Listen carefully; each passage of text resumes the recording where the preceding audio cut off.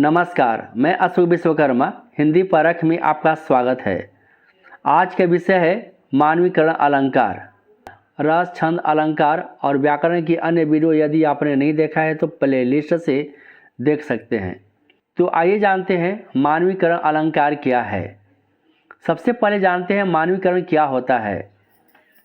मानवीकरण में कर्ण प्रत्यय लगा है, जैसे शुद्धिकरण में कर्ण प्रत्यय लगा है। शुद्धिकरण क्या होता है? जो अशुद्ध होता है उसको शुद्ध बनाने की क्रिया को शुद्धिकरण कहते हैं। जैसे बाजारीकरण, बाजारीकरण में कर्ण प्रत्यय लगा है। जहाँ बाजार नहीं है वहाँ बाजार लगने की क्रिया को बाजारीकरण कहते हैं। इसी प्रकार है मानवीकरण, यानी जो मानव नहीं है, जो निर्जीव है, जो जड़ पदार्थ है, उसको मानव के रूप में दिखलाना ही मानवीकरण कहलाता है। क्या है इसकी परिभाषा? जब जड़ और निर्जीव वस्तुओं को सजीव रूप में वर्णित किया जाता है तो उसे मानवीकरण अलंकार कहते हैं।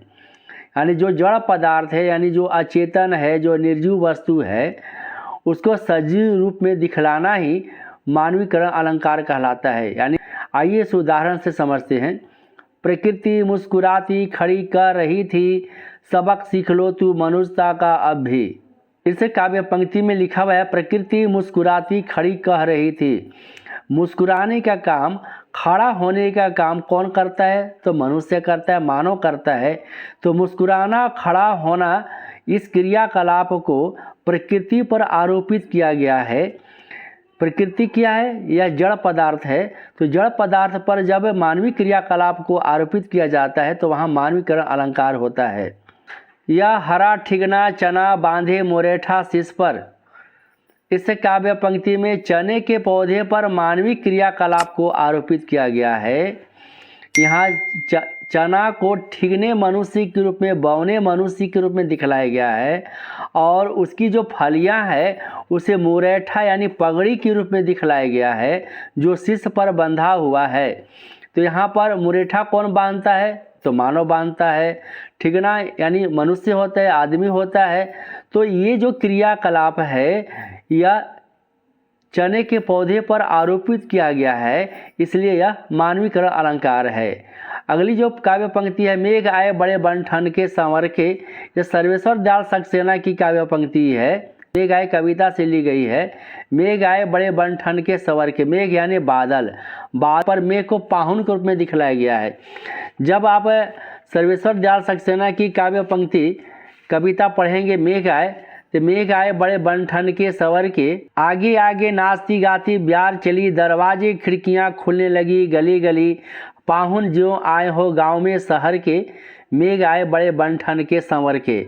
यहाँ पर मेघ को पाहुन के रूप में, मेहमान के रूप में दिखलाया गया है। तो यह मानवीय क्रियाकलाप को आरोपित किया गया। बनना, बन-ठन यहाँ पर किया है, यह श्रृंगार के रूप में दिखलाया गया है, जो सजे संवरे रूप में मेहमान आए हैं गांव में। तो इस रूप में मेघ यानी बादल को दिखलाया गया है, जो प्रकृति है, जो जड़ पदार्थ है, उस पर यह मानवीय क्रियाकलाप को आरोपित किया गया है। अगली काव्य पंक्ति मेघ आए कविता से ही ली गई है। पेड़ झुक झांकने लगे गर्दन उचकाए, आंधी चली धूल भागी घाघरा उठाए। यहाँ भी पूरे कविता में ही मानवीकरण अलंकार है।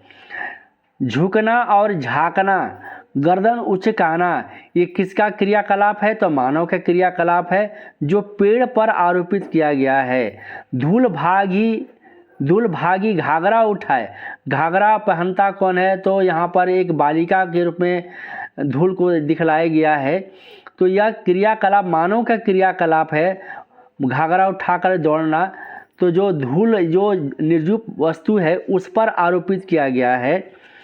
तो पेड़ झुक झांकने लगी गर्दन उचकाए, आंधी चली धूल भागी घाघरा उठाए, बाकी चितवन उठा नदी ठिठकी घूंघट सर के, मेघ आए बड़े बन-ठन के संवर के। यह सर्वेश्वर दयाल सक्सेना की काव्य पंक्ति है।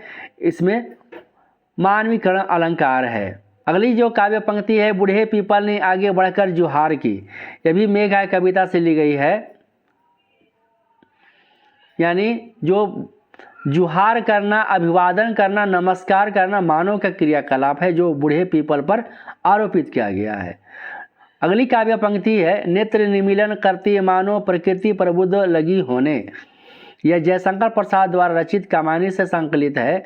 नेत्र निमीलन करना यानी आंखें बंद करना। निमीलन का उल्टा होता है, विपरीतार्थक शब्द है उन्मीलन यानी आंखें खोलना।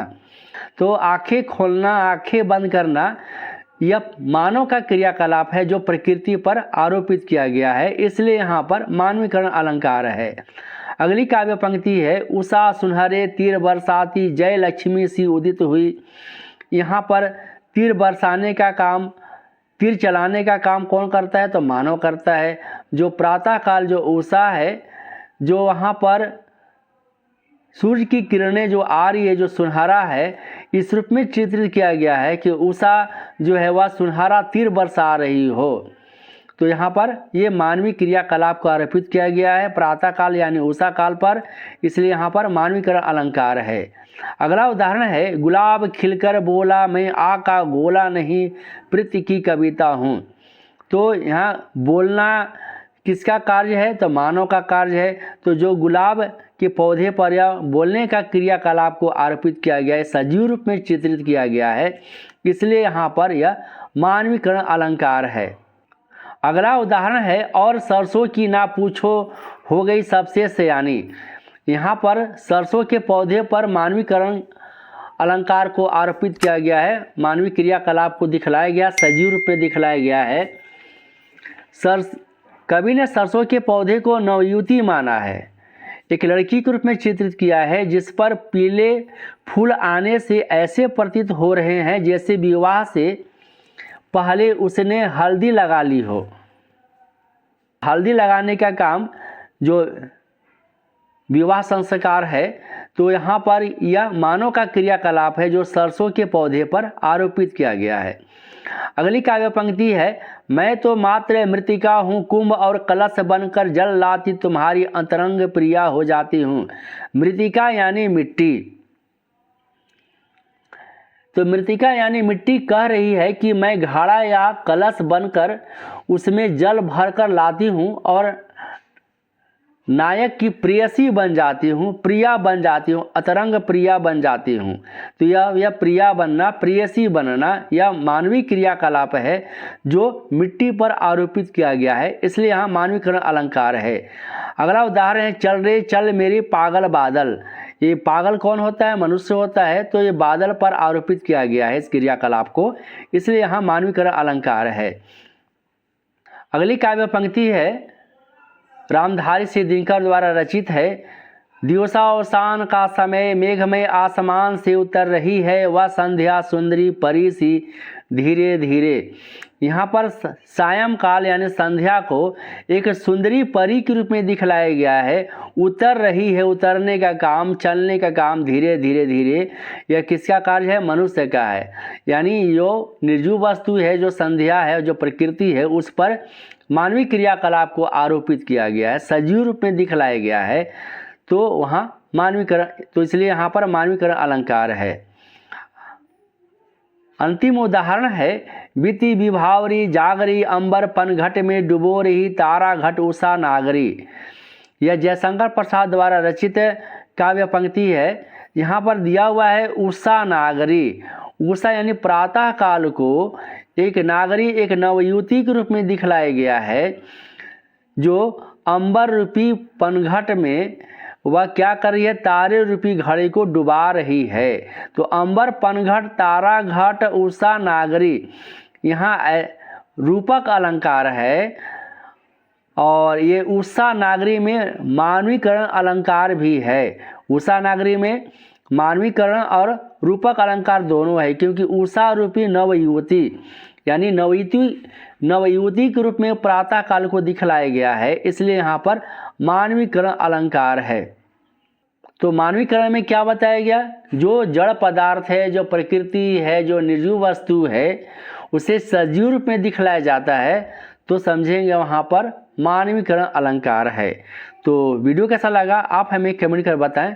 यदि चैनल पर पहली बार आए तो हिंदी परख को सब्सक्राइब करें, बेल आइकन को प्रेस करें ताकि नोटिफिकेशन आपके पास समय पर पहुंच सके। वीडियो को अपने साथियों के बीच शेयर करें। नमस्कार।